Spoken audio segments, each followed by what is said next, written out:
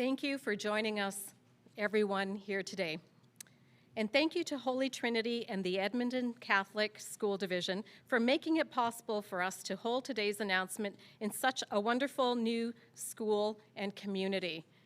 As you can see, it's still under construction, but it's going to be fantastic. It's great to be here to witness the work of a modernization project firsthand. Joining me here today for this important announcement are Infrastructure Minister Prasad Panda and Edmonton Catholic School Board Chair Sandra Palazzo. It's an exciting day for students and parents here in Edmonton and across Alberta. The Budget 2021 Capital Plan adds 14 new school projects to the dozens already underway across this province. We are committing to new schools in Calgary, Edmonton, Red Deer, Manning, Camrose, and Lethbridge. And we are proceeding with modernizations, additions, or replacement schools in Airdrie, Calgary, Coaldale, Evansburg, Fort Vermilion, Milk River, Red Deer, and Sherwood Park. One of the new schools is a much-needed high school in the north for the Edmonton Catholic School Division. I'm sure Sandra will have a few more things to say about that project, so I will leave it to her to speak the details. As you can see, Alberta's government is 100% committed to building schools across the province. Our total capital investment includes $2.1 billion over 3 years to maintain existing schools, work on previously announced projects, expand the modular program, and support new school projects. I am happy to report that there are 62 projects currently underway across the province, and we expect 19 of them to be completed through the 21-22 school year.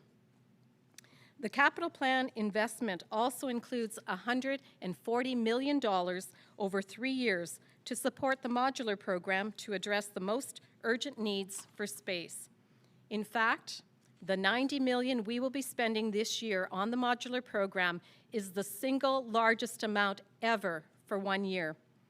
In total, there will be about 8,600 new and modernized learning spaces for students this year as a result of our continued investment in education. An investment that also includes maintaining education funding overall this year, despite drops in enrollment due to the pandemic. This is an important promise we made to Albertans. I am also pleased to say that all school divisions will receive either the same or a higher amount of funding for the upcoming school year starting in September. No one will go down compared to the current school year. Between our continued commitment to fund important capital projects and to maintain operational funding to school divisions, the budget is very good news for students, for parents, and for the whole education system. Alberta's government knows that by investing wisely in our schools and in capital projects that create better learning environments, our students will receive an education that enriches their lives. And it will also prepare them for a successful life beyond school. Thank you, and now I will turn it over to Minister Panda to say a few words.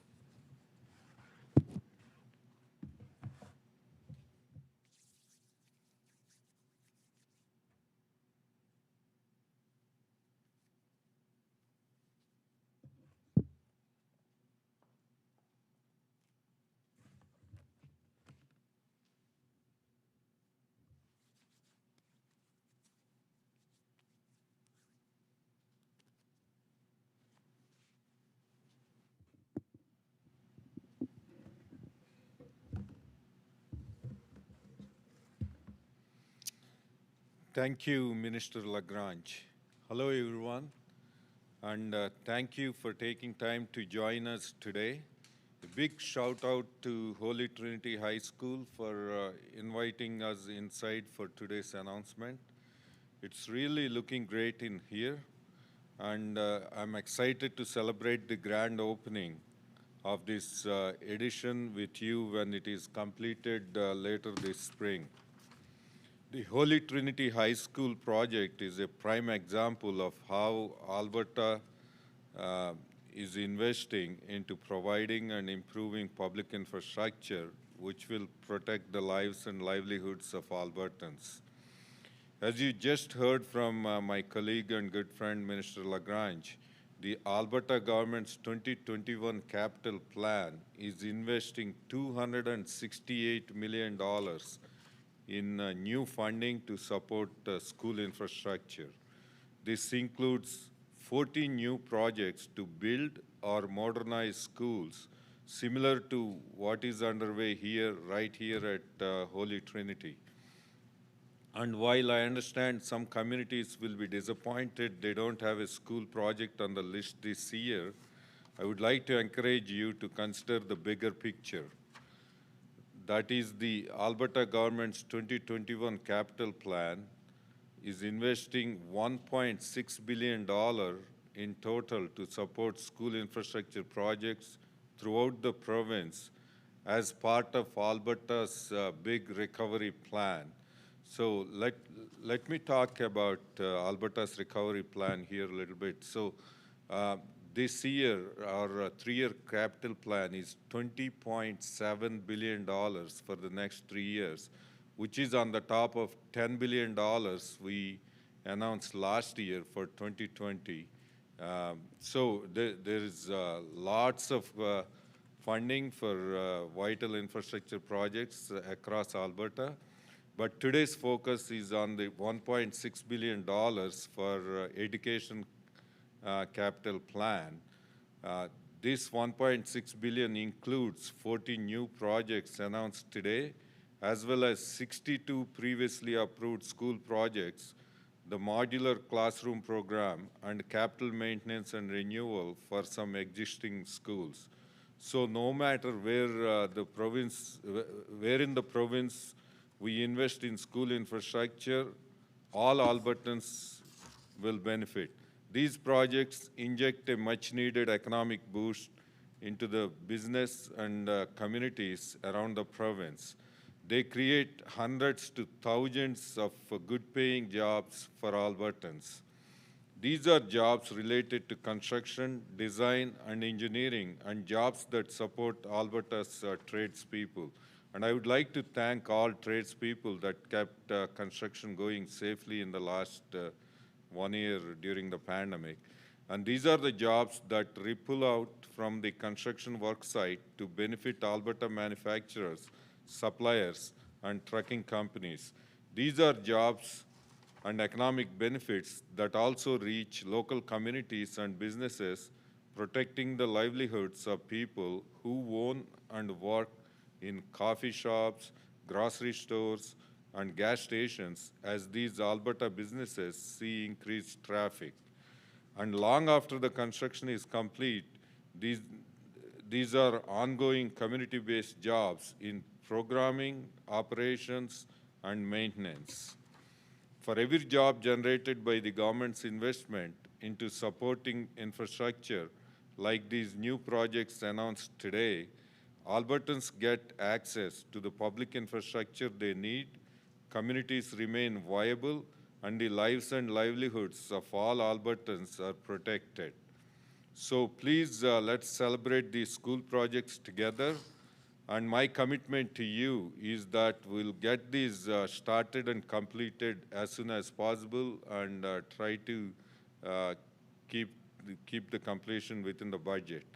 And we know Albertans need the jobs now, and our provincial economy needs the boost now. And ultimately, we know the completion of these new and modernized schools will ensure a bright future for generations of Alberta students. Now it's my pleasure to invite Sandra Palazzo, Board Chair of Edmonton Catholic Schools, to say a few words.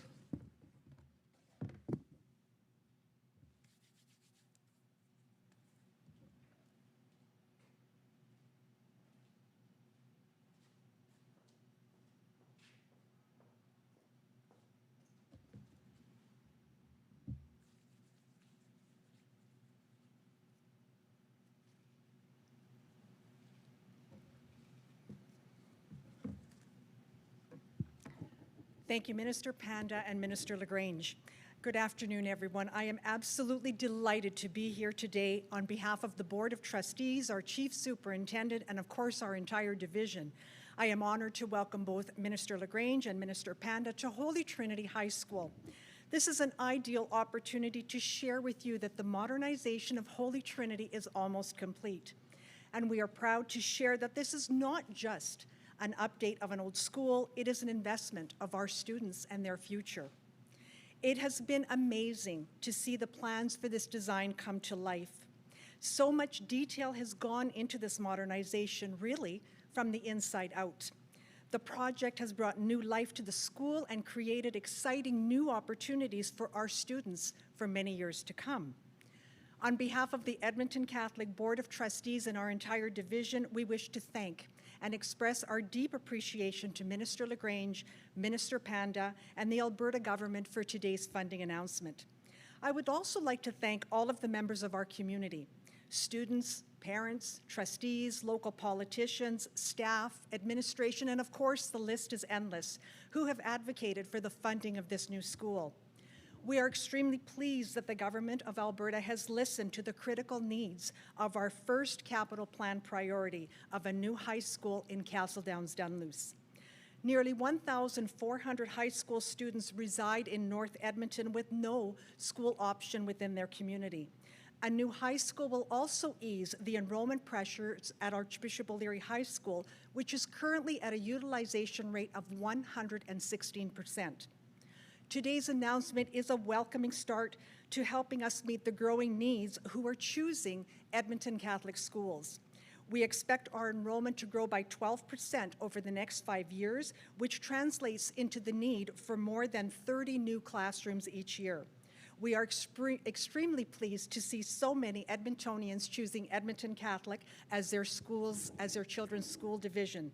We are extremely grateful to the Government of Alberta for its support for publicly funded Catholic education and its commitment to build schools across Alberta to meet the needs of our communities. Thank you.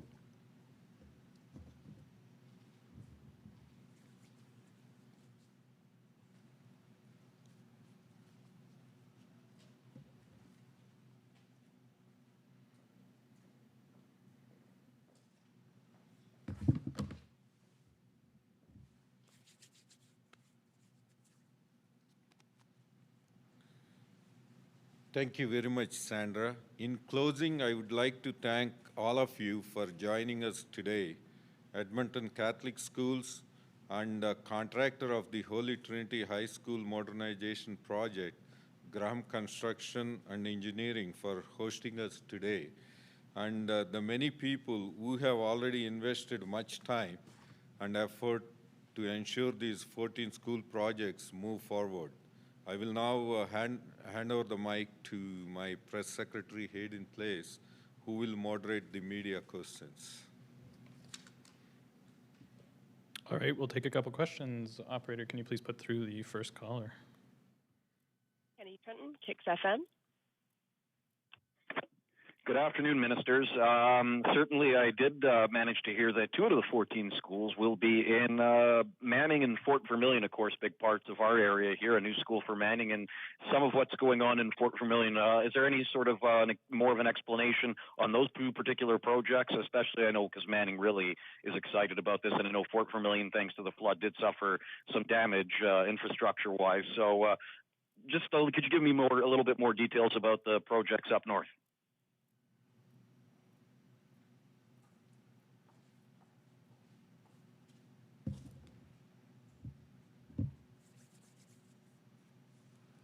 Well, thank you for those questions, and yes, we know that those communities are very excited.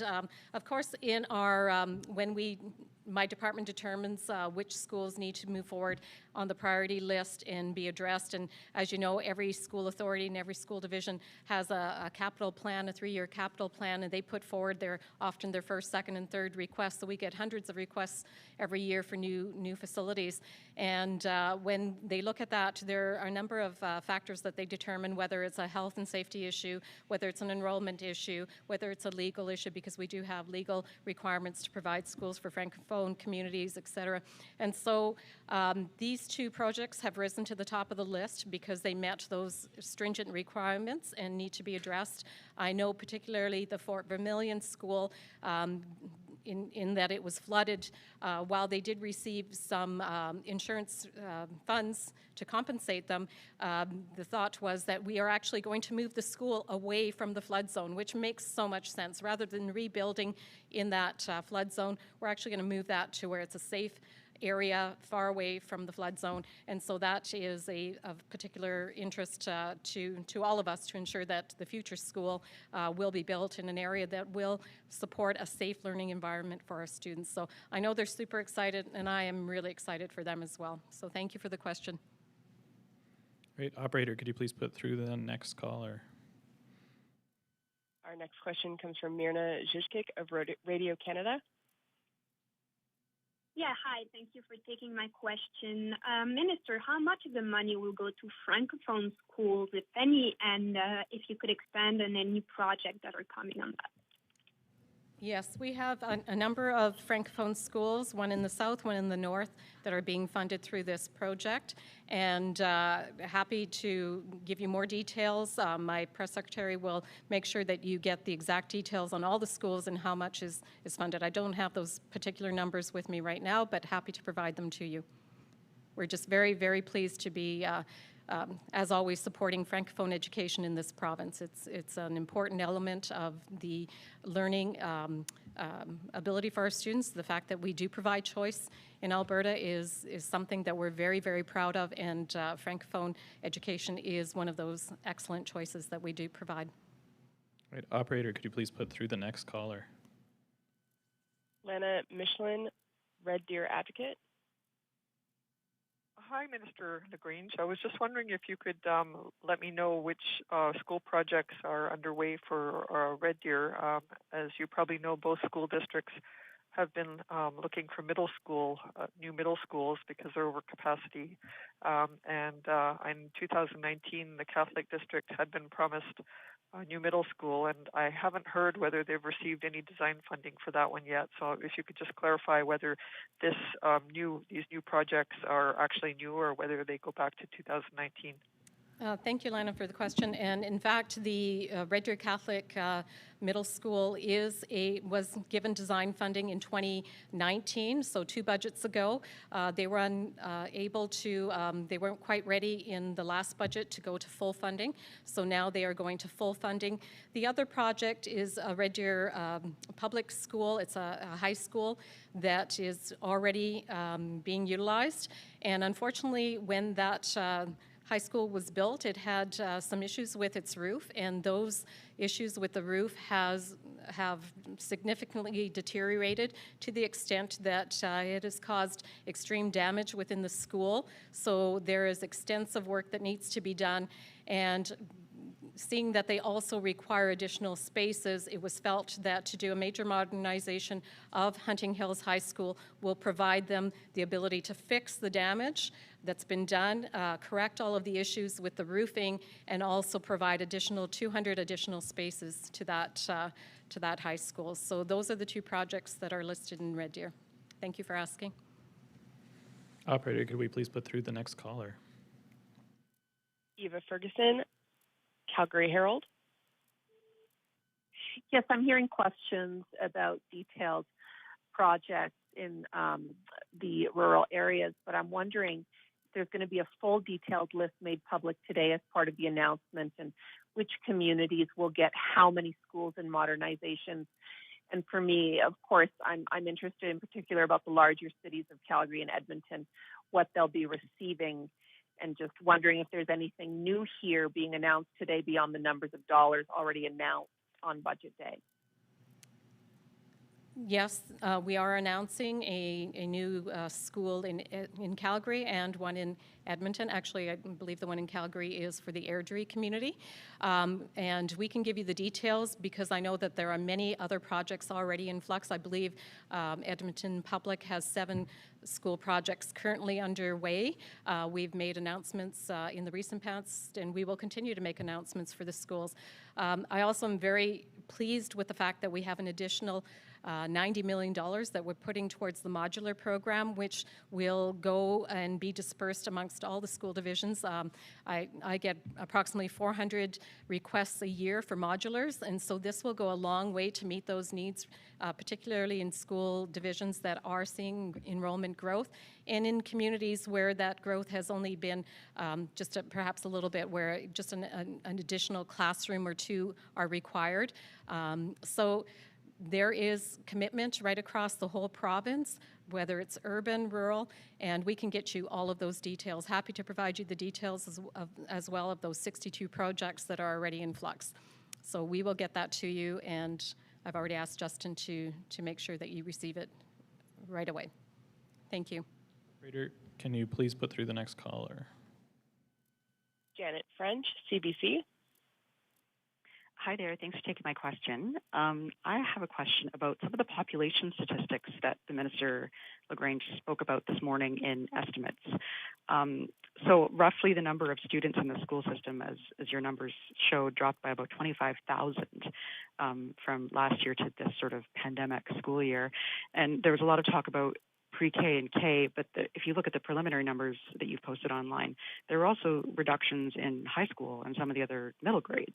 So I guess I'm wondering how concerned you are about this number of students kind of vanishing from the school system, and where do you think they are? Like, what are they just not enrolled in school at all? Is there a concern that they may not end up back in the school system? Well, I just want to correct some of the numbers that you're putting out, Janet. So in 2019-2020 school year, there was a total head count of students of 711,893 students. Of course, school boards always give their projections, and so what they projected in 2020-21, they projected 730,030 students would actually attend in 2021. That being said, we are right now funding for 730,000 students. In fact, what actually materialized in schools was the actual number of 705,917 students. Many of those students have gone on to learn either at home or through many of those students were ECS children or kindergarten students that are not required to be in school. Those are voluntary decisions made by parents, and we respect the decisions that parents made. And obviously through the pandemic there was concern, and oftentimes parents were home through this time period as well. The projected headcount for the 21-22 school year is 725,955. And as I said earlier, we are funding for 730,000 already. We felt very strongly that we would not penalize any school division for that lower enrollment, and we are going to continue that in the upcoming 2021-22 school year. Thank you for your question. Operator, can we please put through the next caller? Lisa Johnson, Post Media. Hi, thanks for taking my question. This is for Minister LaGrange. This morning in estimates, you noted that the budget was increasing by $40 million under the learning support funding budget line, and you mentioned that it includes PUF and SLS. I'm wondering if you can break down exactly where that $40 million is going specifically, how much to PUF, how much to SLS, and will we see changes to the program to increase access? Because I know with the changes made last year, some children were cut off from this funding. For example, children with moderate language delays could no longer access that PUF money at all. So will there be an increase in access to those programs? Well, thank you for the question. And yes, you're right. We are I've increased, my department's increased the learning support funding envelope, which does include PUF funding, but it also includes SLS funding. It includes First Nations Métis Inuit funding. It includes a number of other supports, nutritional grant, et cetera. And that fund this year will be, with the inclusion of $40 million, will be $1.356 billion going out to support the special needs of our special needs children. And so it is very important that that $40 million is distributed amongst the subgrants as necessary over the next few weeks. My department and I, in conjunction with, in collaboration with the education system as a whole, will be looking at where that those dollars need to go. But suffice this to say that we do have $40 million additional dollars in that overall funding envelope that school boards will have access to when they receive their funding profiles at the end of March. So more to come in the days ahead. We have time for one last caller. Operator, can you please put through the last question? Lucy Edwardson, CBC. Hi, Minister. Thanks so much for taking my question. Two things. Can you first of all explain what it means when people are looking at the list and it says it's funded for design only? Does that mean, you know, it could potentially not be funded for construction in the future? Could you just explain that? And then the other thing, when we're looking at the list, obviously the Calgary Board of Education has just received funding to purchase Montgomery, support the purchase of Montgomery School Building. Yesterday at their board meeting, they said without, if they were to get all of their capital projects funded that they asked for in their upcoming capital plan list, they would still be at a capacity or utilization rate of 87% in 2026. Without the funding of many of their projects in this capital list, and it again puts them behind on the list that they put out yesterday. Are you concerned that the largest school board in the province could be facing some serious constraints in their buildings in the next 6 years? Okay, well, thank you for those questions. And so the first question that you had was on the, just remind me really quick, it was there and it just slipped my mind. Oh, on the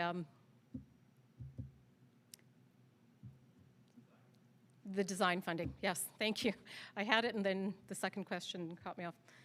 So the design funding, so the way it works when you assign design funding is that you allow that school division to start making the initial plans. Very much it is an indication that you're going to be going to full build at some point in the future, but it does really give that school division the ability to have a head start in their planning, in doing some of the legwork that needs to be done. Oftentimes there's geological studies that have to be done, et cetera. So this really does give them that opportunity. In terms of Calgary, I know we announced 2 new schools for Calgary last year. There's many other projects already in flux for Calgary, and certainly this Montgomery School is an attempt to provide a permanent solution for that particular school authority, and make, resulting in something that is workable both for Calgary Public as well as Foundations for the Future charter schools. So I do realize that Calgary, as does every other school division across this province, in their 3-year ed plan, really would like to see more new schools, and we are absolutely, as Minister Panda has shared, committed to continuing to build new schools. And we also have all of the modulars as well that I foresee that our metro boards will have access to. And we're looking to ensure that every student that attends one of our schools is able to attend in a very safe learning environment. And we are doing everything possible to ensure that it is equitable right across the province, that we provide that learning space for every single student. So thank you for your questions. We'll wrap it up and we'll take a picture. Thank you so much, everyone.